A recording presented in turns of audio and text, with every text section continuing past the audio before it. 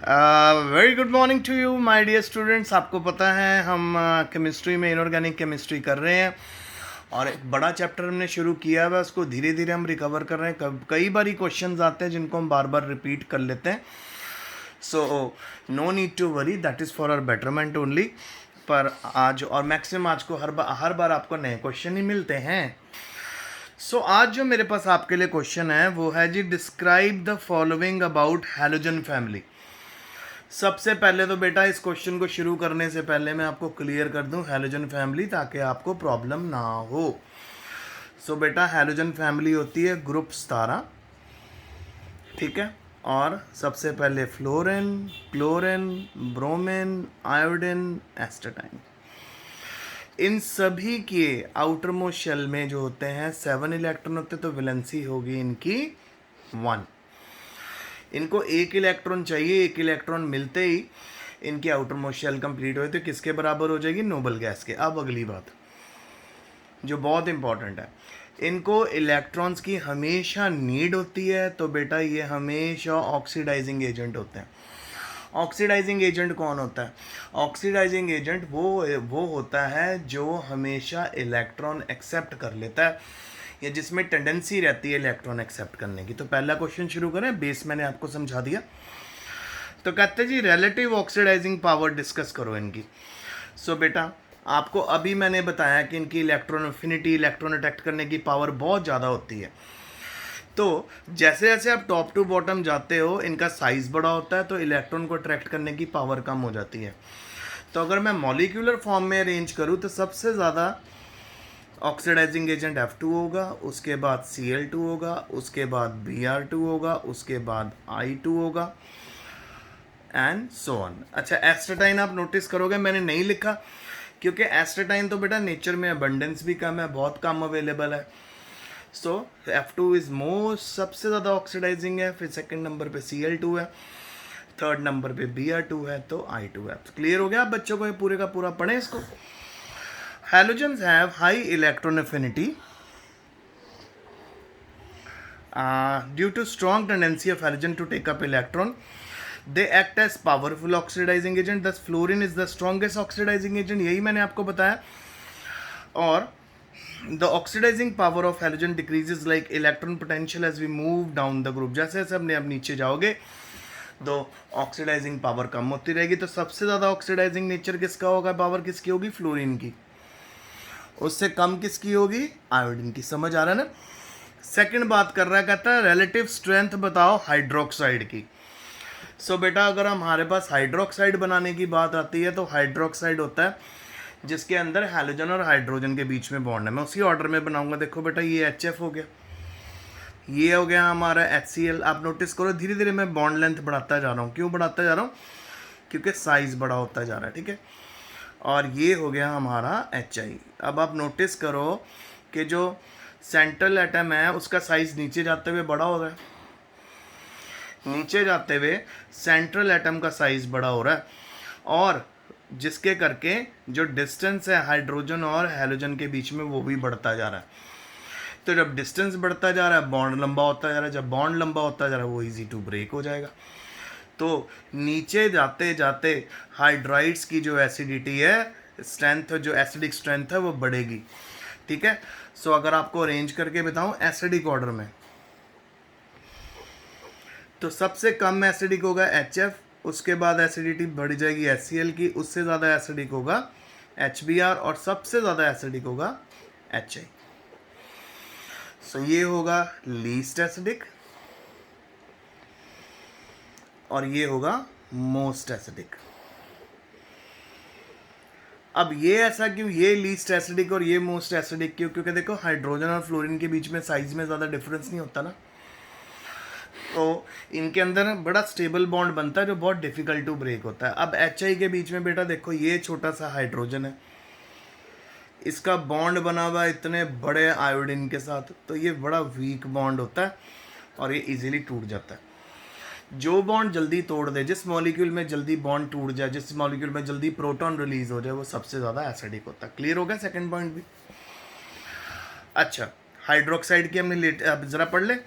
The hydroxide of halogen, that is HX, are covalent in gaseous state, but hydrogen halide ionize in aqueous solution and behave as acid. The increasing order of acidic strength of these hydride is HF से greater than HCl से greater than HBr. then मैंने बता दिया. Hence HF is the weakest acid and HF is the strongest acid among the halogen halide. Why? क्योंकि HF में bond जल्दी टूटता नहीं और HI में बहुत जल्दी टूट जाता है. आगे आ गया बेटा ऑक्सो एसिड्स और उनकी रिलेटिव ऑक्सीडाइजिंग स्टेबिलिटी के बारे में बात आई. तो जहाँ पे बेटा ऑक्सो एसिड की बात आती है ना, ऑक्सो एसिड, सो ऑक्सो एसिड का एक बेसिक फॉर्मूला याद रखना, HXO, ये होता है जी बेटा oxo acid.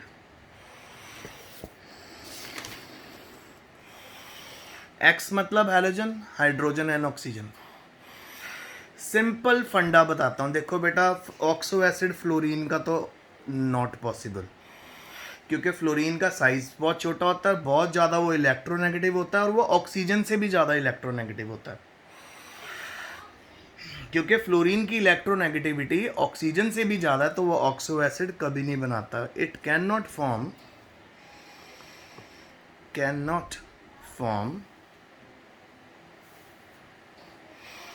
oxo acid because electronegativity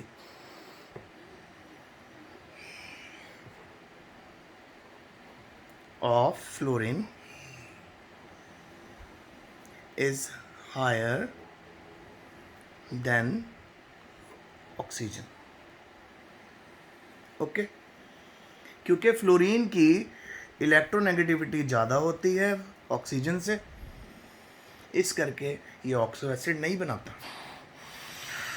okay चलो फिर हम आगे चलते हैं. तो ऑक्सो एसिड बेटा हर बाकी तो हैलोजन बनाएंगे ही बनाएंगे. सो जैसे आपको सिंपल में ऑक्सो एसिड बता दूँ तो बेटा एक तो HClO बन जाएगा ऑक्सो एसिड, HClO2 भी होता है, HClO3 भी होता है, HClO4 भी होता है. इसी तरह ब्रोमीन वाले में HBrO भी पॉसिबल है. ठीक है, फिर उसके बाद HBrO3 भी बनता है इसमें और HBrO4 भी बनता है. अब आयोडीन के केस में भी हमारे पास बनता है HiO3 और HiO4. ये सारे ऑक्सो एसिड्स है. फंडा फार्मूला HXO, हाइड्रोजन, हैलोजन, फिर ऑक्सीजन. तो ये है जी सारे ऑक्सो एसिड, आपको याद रखने हैं. क्लोरीन के 4 होते हैं, ब्रोमीन के 3 ऑक्सो एसिड होते हैं और आयोडीन के 3 ऑक्सो एसिड होते हैं. ठीक है, अब आगे बात बढ़ती है कि अगर हमने एसिडिटी ऑर्डर में ऑक्सो एसिड्स को अरेंज करना है तो कौन सबसे एसिडिक होगा. तो सिंपल सा फंडा बेटा, जितना ज़्यादा ऑक्सीजन का नंबर उतनी उसकी एसिडिक पावर. अब आप नोटिस करो HClO में 1 ऑक्सीजन है, HClO2 में 2 है, 3 में 4 है, 3 में 3 है, HClO4 में 4 है. तो ऑर्डर एसिडिसिटी का क्या होगा, HClO से ज़्यादा होगा, HClO2 से ज़्यादा होगा, HClO3 से ज़्यादा होगा, HClO4. Strongest acid and this is the weakest. ये हो गया वीकेस्ट एसिड. समझ आ गया अब आपको, जरा देख लें. और ये पढ़ें. ये देखो, ये टेबल मैंने आपको भेजूंगा, इसको अच्छा सुंदर बनाया, नाम भी दिया है. ऑक्सीडेशन स्टेट तो मैंने आपको निकालनी सिखाई हुई है. देखो बेटा, अगर हम HClO के अंदर ऑक्सीडेशन स्टेट निकालें, ऑक्सीजन पे -2 का चार्ज होता है, हाइड्रोजन पे +1 का चार्ज होता है. X लेना है क्लोरीन को तो +1 आ गई. अच्छा, इसी तरह HClO4 में ऑक्सीजन पे -2 होता है तो -4 इधर हो गया. ठीक है, -8 हो गया, सॉरी -8 हो गया, -8 इधर, +1 इधर और X क्या आ जाएगा, 7. Easy, very easy. So with an increase in oxidation number of particular halogen, the acidic ability of corresponding oxo acid increases. Hence, increasing order, ये मैंने आपको वहाँ पे भी बता दी, यहाँ पे भी देखो. HClO से ज़्यादा एसिडिक HClO2, उससे ज़्यादा एसिडिक HClO3 और सबसे एसिडिक HClO4.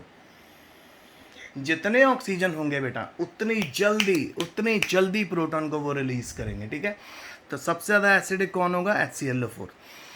अच्छा जी, अब अगर हमारे पास हमने देखना हो उनके ऑक्सो एसिड्स के अकॉर्डिंगली अरेंज करना है कि हैलोजन का नंबर, हैलोजन चेंज कर रहे हैं, बाकी ऑक्सीजन और हाइड्रोजन का नंबर सेम है, तो एक ऑप्शन आएगी HClO, HBrO, HIO। तो उसमें जो एसिडिक होगा बेटा उसको हम फाइंड आउट करेंगे on the basis of electronegativity of halogen.